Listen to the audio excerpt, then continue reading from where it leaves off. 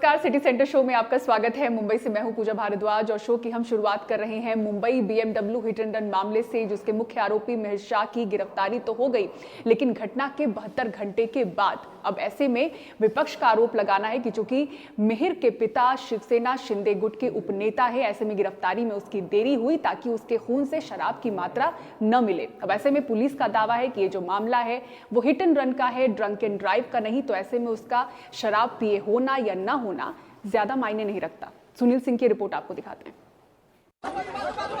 Worli hit and run हादसे के बाद से फरार आरोपी मिहिर शाह 72 घंटे बाद पकड़ा गया। विपक्ष का आरोप है कि शराब पीकर गाड़ी चलाने के आरोप से बचाने के लिए जानबूझकर देरी से गिरफ्तारी की गई।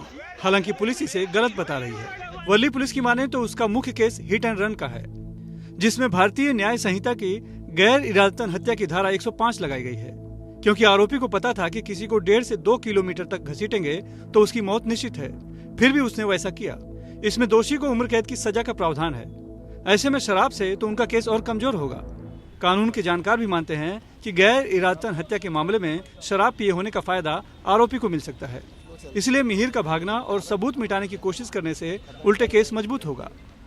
हालांकि कोई बंदा दारू पी के अगर कोई चीज़ करता है तो उससे उसको इनफैक्ट डिफेंस मिलता है।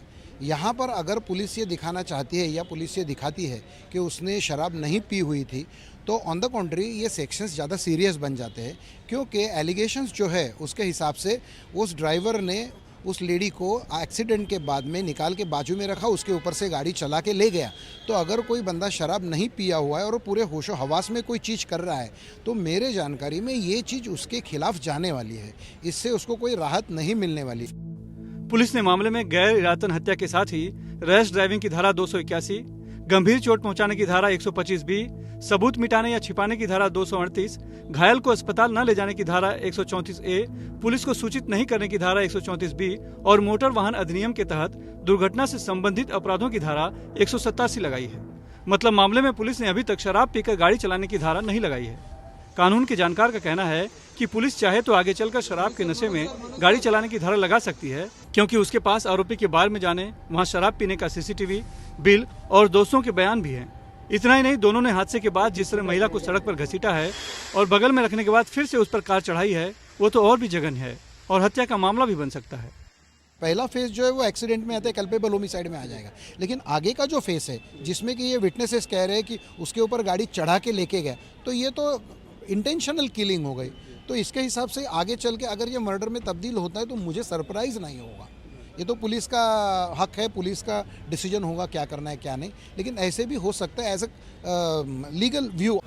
इस बीच आरोपी मिहिर शाह की पुलिस हिरासत मिलने के बाद पुलिस की जांच में तेजी आई है। पुलिस ने बुधवार रात को दोनों आरोपियों को आमने सामने बैठाकर पूछताछ की और वर्ली CJ हाउस से वर्ली सीलिंग तक ले जाकर सीन रिक्रिएट भी किया। पूछताछ के दौरान दोनों ने अपनी गलती मानी, लेकिन यह भी कहा कि बम्पर में फंसी महिला उन्हें नहीं दिखी। आरोपी मिहिर शाह ने अपने किए पर अफसोस जताया और माना कि उससे गलती हुई है। इस बीच जांच में पता चला है कि मिहिर शाह ने जुहू बार में शराब पीने के बाद गोरेगांव से 4 और बियर की केन लेकर पी थी और वो बहुत नशे में था। जैसा कि अंदेशा था वही हुआ। अदालत ने आरोपी राज सिंह बिदावत की पुलिस हिरासत बढ़ाने से इनकार करते हुए उसे 14 दिन की जेल हिरासत में भेज दिया। यही वजह है कि वर्ली पुलिस ने मुख्य आरोपी मिहिर शाह की 6 दिन की पुलिस हिरासत मिलने के बाद भी पहली रात को ही आरोपी ड्राइवर के साथ उसे घटना स्थल पर ले जाकर क्राइम सीन को रिक्रिएट कर मौके का फायदा उठाया। मुंबई से अपने सहयोगी पारस दामा और कैमरामैन प्रवीण रोहित के साथ सुनील सिंह, NDTV इंडिया के लिए। और अगली खबर भी मुंबई से ही है, जहां शहर और आसपास के इलाकों में स्वाइन फ्लू के मामले बढ़ते दिख रहे हैं और इस कदर बढ़ रहे हैं कि अस्पतालों में अलग आइसोलेशन वार्ड और ICU बेड बढ़ाए जा रहे हैं। मुंबई में स्वाइन फ्लू ने समय से पहले दस्तक दे दी है। शहर और आसपास स्वाइन फ्लू के मामले बढ़ने लगे हैं। ठाणे में स्वाइन फ्लू H1N1 के 70 से ज्यादा मरीज पाए गए हैं। पिछले साल पूरे मानसून सीजन में 87 मरीज मिले थे, लेकिन इस साल जून महीने में और जुलाई की शुरुआत में ही मरीजों की संख्या बढ़ने लगी है। पिछले साल इतनी संख्या नहीं थी, तो थोड़ी ज्यादा खबरदारी ली जा रही है और सतर्कता बरतने के लिए माननीय आयुक्त महोदय ने आरोग्य विभाग को बोला है। किसी भी प्रकार की कोई दवाइयों की कमी ना हो, ये भी खबरदारी लेने के लिए कहा है। और सबसे इम्पोर्टेंट कि अगर कोई गंभीर स्थिति पैदा होती है तो आइसोलेशन वार्ड की जरूरत होगी, तो वो भी हमारे महानगर पालिका का जो हॉस्पिटल है छत्रपति शिवाजी महाराज रुग्णालय कड़वा में, वहाँ पे आइसोलेशन वार्ड भी तैयार करने को बोला है, जो कि तैयार है।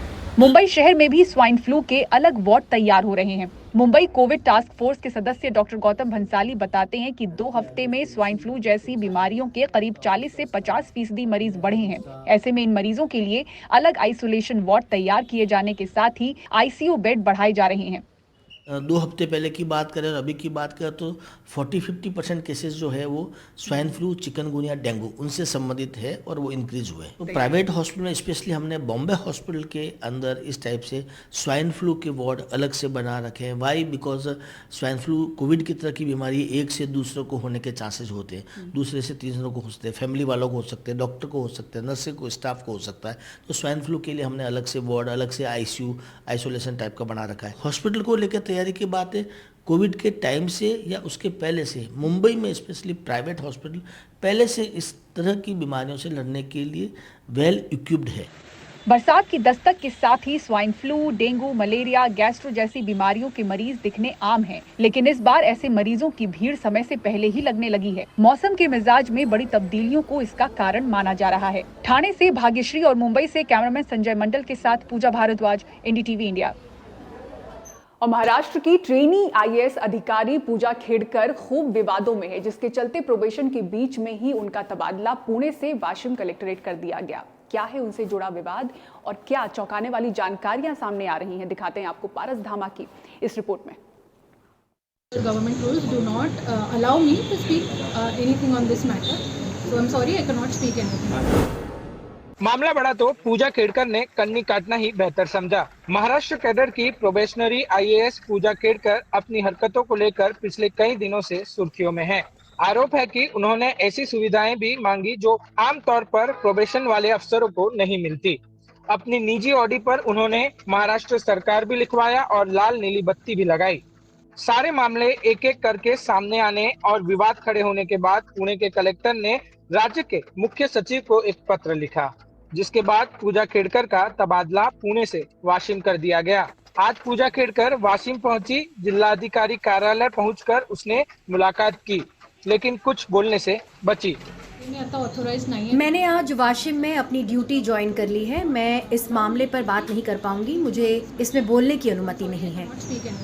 पूजा ने यूपीएससी परीक्षा में 821वीं रैंक हासिल की थी। पूजा को पुणे में सहायक कलेक्टर बनाया गया। आरोप है कि जब पुणे के अतिरिक्त कलेक्टर मौजूद नहीं थे, तब पूजा ने उनके एंटी चैम्बर पर कब्जा करके फर्नीचर भी हटाया। उन्होंने राजस्व सहायक से लेटर हेड, नेम प्लेट और दूसरी सुविधाएं देने के लिए भी कहा। राज्य के मुख्य सचिव को लिखे खत में कलेक्टर ने कुछ चैट्स भी दिए हैं, जिसमें पूजा काम संभालने से पहले ही अलग कार्यालय, कार और सरकारी घर की मांग भी कर रही हैं। पूजा खेड़कर पर आरोप है कि रियायतें पाने के लिए उन्होंने संघ लोक सेवा आयोग को हलफनामा दिया। उसमें खुद को दृष्टिहीन और मानसिक तौर पर अक्षम बताया था। इसकी पुष्टि के लिए उन्होंने जरूरी मेडिकल टेस्ट भी कराने से 6 बार इनकार कर दिया। कहा जा रहा है कि उनका पहला टेस्ट अप्रैल 2022 में दिल्ली के एम्स में होना था, लेकिन कोविड बताकर वो नहीं आई। इसके बाद अलग महीने के 2 मेडिकल टेस्ट भी उन्होंने छोड़ दिए। जुलाई और अगस्त में भी वो टेस्ट के लिए नहीं गई। सितंबर में 6ठी बार बुलाया गया, लेकिन वो फिर नहीं गई। आयोग ने बाद में उनके चयन को चुनौती दी और फरवरी 2023 में एक न्यायाधिकरण ने उनके खिलाफ फैसला भी सुनाया, लेकिन वो अपनी नियुक्ति की पुष्टि कराने में कामयाब रही। उनके ओबीसी के दावे पर भी सवाल उठ रहे हैं। यह पूरा मामला सामने आने के बाद कई सवाल खड़े हो रहे हैं, जिसमें पूजा द्वारा मेडिकल टेस्ट ना देने के बावजूद भी उसकी नियुक्ति की जाती है। सवाल ये भी है कि क्या किसी के प्रभाव और दबाव में ये नियुक्ति की गई थी। वहीं मसूरी में स्थित Lal Bahadur Shastri civil servant institute द्वारा भी अब राज्य सरकार द्वारा इस पर रिपोर्ट मांगी गई है। कैमरामैन सागर शिर्के के साथ पारस दामा, एनडीटीवी इंडिया। बुधवार देर रात को मुनक नहर का हिस्सा टूट गया, जिससे पानी का तेज बहाव दिल्ली के बवाना की जेजे कॉलोनी के घरों में घुस गया। पूरा इलाका जलमग्न हो चुका है, जिससे लोगों को बड़ी मुश्किलें हो रही हैं। दिखाते हैं आपको यहां से ग्राउंड रिपोर्ट। ये दृश्य किसी बाढ़ ग्रस्त क्षेत्र का नहीं है। ये हाल है राजधानी दिल्ली के एक इलाके का, जहां बिन बारिश के ही लोगों के घर पानी में डूबे हुए हैं। पास से गुजरती मुनक नहर का एक हिस्सा टूटा तो सारा पानी इलाके में घुस गया। खाना, सामान या पानी लेना हो तो भी आधा डूब कर ही जाना होगा। इस वक्त दिल्ली के बवाना इलाके में मौजूद हूँ और यहाँ जे कॉलोनी है, जहाँ पर मुनक नदी में एक ड्रेन टूटने की वजह से जो पानी है वो देखिए किस तरीके से यहाँ पर भर गया। ये फिलहाल पानी की शुरुआत है, लेकिन अंदर तक पानी बहुत भरा हुआ है। और ये जो है ना प्रशासन की पूरी गलती है। प्रशासन को 15 दिन पहले ही बता दिया गया था कि जिस तरीके से ये नहर का जो टूट रहा था तो उसे थोड़ा सा टूटा था, उस पर कोई एक्शन नहीं, कोई कार्रवाई नहीं। लोगों का गुस्सा उनकी आवाज में झलक रहा है।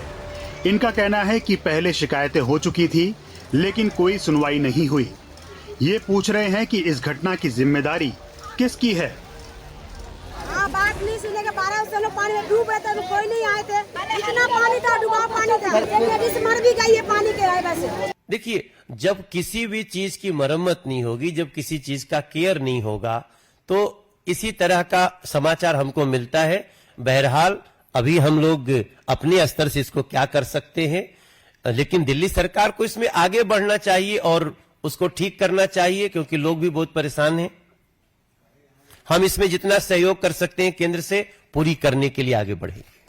पंप लगाकर पानी बाहर निकाला जा रहा है और नहर के टूटे हिस्से को भी ठीक किया जा रहा है, लेकिन घटना की जिम्मेदारी लेने को कोई तैयार नहीं है। एक तरफ हमने बंद करके पानी का फ्लो रोक दिया है, दूसरी तरफ भी ये पानी के फ्लो को रोका जाएगा और आने वाले कुछ घंटे में जो एम्बैंकमेंट टूटी है उसको शाम तक रिपेयर कर दिया जाएगा। हैदरपुर, बवाना और नांगलोई के जो वाटर ट्रीटमेंट प्लांट्स हैं, ये आज रात तक इनकी सप्लाई नॉर्मल हो जानी चाहिए। द्वारका वाटर ट्रीटमेंट प्लांट का जो कैचमेंट एरिया है, द्वारका की सारी सोसाइटीज हैं, मटियाला का सारा एरिया है, वहाँ पर पानी की सप्लाई कल शाम को ही रिज्यूम हो पाएगी। जब भी आम आदमी पर मुसीबत आ पड़ती है तो राजनीति तो शुरू हो ही जाती है, लेकिन अब सबसे पहले यहाँ पर जो टूटी हुई नहर का हिस्सा है उसे ठीक किया जाएगा। साथ ही रिहायशी इलाकों से पानी निकालने का जो काम है उसे पूरा किया जाएगा। दिल्ली से Shubhang Singh Thakur, NDTV India. Film Sholay की शूटिंग रामनगर में हुई थी और तब घमासान ठाकुर और गब्बर सिंह के बीच था। एक बार फिर से रामनगर को लेकर तलवारें खिंच गई हैं और इस बार आमने सामने हैं पूर्व मुख्यमंत्री एचडी कुमारस्वामी, पूर्व उप मुख्यमंत्री अश्वत्थ नारायण और मौजूदा उप मुख्यमंत्री डीके शिव कुमार। क्या है पूरा मामला, दिखाते हैं आपको निहाल किदवई की इस रिपोर्ट में। रामनगरा की तस्वीर बेंगलुरु से अलग नहीं दिखती। भले ही 2007 में बेंगलुरु ग्रामीण क्षेत्र से अलग कर रामनगरा को तब के मुख्यमंत्री एचडी कुमारस्वामी ने अलग जिले का दर्जा दे दिया हो, लेकिन इसके बावजूद रामनगरा को कभी बेंगलुरु से अलग नहीं समझा गया। बेंगलुरु की महानगर पालिका का हिस्सा बनने से यहाँ रियल एस्टेट के दाम बढ़ेंगे और शहर का विकास भी रफ्तार पकड़ेगा, ऐसा मानना है उप मुख्यमंत्री डीके शिव कुमार का। जिले का नाम और गौरव को बनाए रखने के लिए हमने रामनगर, मागडी और कनकपुरा में स्थानीय लोगों के साथ चर्चा की है और हमने सीएम को एक ज्ञापन दिया है। हम चाहते हैं कि रामनगर की बजाय इसका नाम बदलकर बेंगलुरु दक्षिण जिला रखा जाए। हालांकि रामनगर जिला मुख्यालय के रूप में ही रहेगा।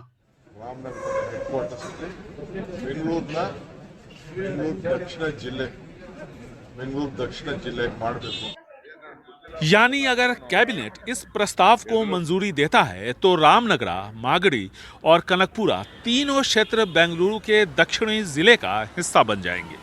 लेकिन बीजेपी का आरोप है कि कांग्रेस को राम नाम पसंद नहीं है, इसीलिए वो रामनगरा का नाम बदलना चाहते हैं। Everything will go. It's only real estate interest of this deputy chief minister and his entire government, all ministers. Congress सरकार के मंत्रियों और नेताओं का इंटरेस्ट रियल एस्टेट के धंधे में है, बस इसीलिए ये सब हो रहा है और ये कांग्रेस की तुष्टीकरण की नीति है और राम नाम का कांग्रेस हमेशा विरोध करती आई है। Against the name of Rama, Lord Rama itself, so they want to change it. वक्कलिगांव के वर्चस्व वाले रामनगरा में अपना दबदबा कायम करने की कोशिश तीनों ही वक्कलिगा नेता कर रहे हैं, यानी एचडी कुमारस्वामी, डॉक्टर अश्वत्थ नारायण और डीके शिव कुमार। इन तीनों के बीच चल रही खींचतान की वजह से फिलहाल रामनगरा में राजनीतिक हलचल काफ़ी तेज़ हो गई है। बेंगलुरु से कैमरामैन कुमार के साथ निहाल कुदवई, एनडीटीवी इंडिया। और अब एक हैरान करने वाली खबर, मध्य प्रदेश के शिवपुरी से एग्जाम पेपर को लेकर बड़ी लापरवाही सामने आई है। यहां पर बीकॉम का इम्तिहान देने वाले बच्चों को बीएससी का पेपर बांट दिया गया। बच्चों ने इम्तिहान भी दे डाले। शिकायत हुई तो प्रशासन जांच में जुटा है। अनुराग द्वारी की रिपोर्ट आपको दिखाते हैं। शिवपुरी के श्रीमंत माधवराव कॉलेज में सोमवार को बीएससी बीकॉम के फाउंडेशन के छात्रों की भी परीक्षा चल रही थी, लेकिन बीकॉम के छात्रों के बीच बीएससी का पर्चा बांट दिया गया। छात्रों को लगा पेपर कुछ ज्यादा टफ है। बाद में समझ में आया कि मामला कॉमर्स का नहीं, साइंस का है। अब सब शिकायत कर रहे हैं। हमारा सिलेबस में जो लिखा हुआ है हम तो उसी की प्रिपरेशन करेंगे ना कि बीएससी की या बीकॉम वालों का जिस सब्जेक्ट का पेपर था वो लोग भी इसी की तैयारी करेंगे, ना कि बीएससी वालों का करेंगे वो लोग। तो उनको तो क्या उनके ऊपर क्या प्रभाव पड़ रहा होगा इस चीज़ का, ये तो वो ही जाने। तो कितना छात्रों ने दबाव महसूस किया? दबाव तो होता ही है कि अब एकदम से दूसरा पेपर मिल जाए और उसके बारे में कुछ नॉलेज ही नहीं है। कई बच्चे परेशान भी हुए, कई बच्चे कंफ्यूजन भी हुए कि जो हम लोग पढ़ के आए थे ऐसा तो कुछ आया नहीं उस पेपर एग्जाम में, और ये पेपर हमारा अलग भी है। तो उसके लिए फिर बाद में उन्हें प्राचार्य महोदय से भी अनुरोध किया और क्लास टीचर से भी अनुरोध किया उसका। और कई स्टूडेंट यही चाहते हैं कि ऐसी भविष्य में कोई लापरवाही ना हो जिससे स्टूडेंटों को परेशानी का सामना करना पड़े। बीकॉम वालों को बीएससी का पेपर दे दिया गया है, ऐसे में क्या किया जाए? स्टूडेंट की क्या गलती है इसमें? वो कैसे सॉल्व करेंगे? हालांकि इस मामले में प्रिंसिपल सर जांच कर रहे हैं, लेकिन बच्चों के भविष्य का क्या होगा? फाउंडेशन का पेपर था, टीचर्स ने बीएससी का पेपर दे दिया था, लेकिन हमने इससे सर से भी बात भी की थी कि सर हमारा फाउंडेशन का पेपर है लेकिन आपने बीएससी का पेपर क्यों दिया? उसके बाद हम लोग प्रिंसिपल के पास गए, उनको कंप्लेन की तो प्रिंसिपल बोल के हम जाँच कर रहे हैं। अभी जांच हुई क्या? आज तक कुछ हुआ? अभी तो कुछ भी नहीं हुआ, लेकिन जांच चल रही है। दिया था गौतम बुद्ध ने दिया था। छात्रों ने इस मामले की शिकायत प्रिंसिपल से की। प्रिंसिपल ने जांच के आदेश दिए हैं। केंद्र अध्यक्ष को नोटिस जारी कर रिपोर्ट मांगी है। नहीं, वैसे तो सभी बच्चे उसमें बीकॉम के थे, बीकॉम के बच्चे थे, बीकॉम के पेपर भी पहुंचे गए थे, लेकिन इसके बाद में जब परीक्षा हो गई तो बच्चों ने इसके बाद में बताया कि बीएससी का पेपर मिला है। अब हम इसकी छानबीन करवा रहे हैं। हमने केंद्र अध्यक्ष को उसमें लिख के दे दिया कि क्या कारण है, तो वो इसके बाद में बताएंगे कि कैसे पहुंचा, क्या हुआ, या बच्चों से गलती भई या किससे गलती भई, ये अभी जांच के बाद पता चलेगा। ये लापरवाही बता रही है कि हमारे कॉलेजों में पढ़ने पढ़ाने वाले कितनी गंभीरता और जिम्मेदारी से अपना काम कर रहे हैं। गवर्नमेंट एसएमएस पीजी कॉलेज में परीक्षाएं चल रही हैं, जीवाजी विश्वविद्यालय से संबंधित परीक्षाएं हैं। बीएससी की परीक्षा पत्र को अगर कॉमर्स के छात्रों को दे दिया जाए और उनसे कहा जाए कि वो सॉल्व करें तो भला ये संभव कैसे होगा? यही बात थी कि परीक्षा जब खत्म हुई, परीक्षा पत्र का मिलान बीएससी के छात्रों से कॉमर्स के छात्रों ने किया। मामला प्रिंसिपल के पास पहुंचा और प्रिंसिपल ने आश्वासन दे दिया कि इस मामले की जांच कराई जाएगी। लेकिन सवाल ये है कि हमारा एजुकेशन सिस्टम आखिर करता है तो ऐसे कमाल कैसे? शिवपुरी से अतुल गौड़, एनडीटीवी।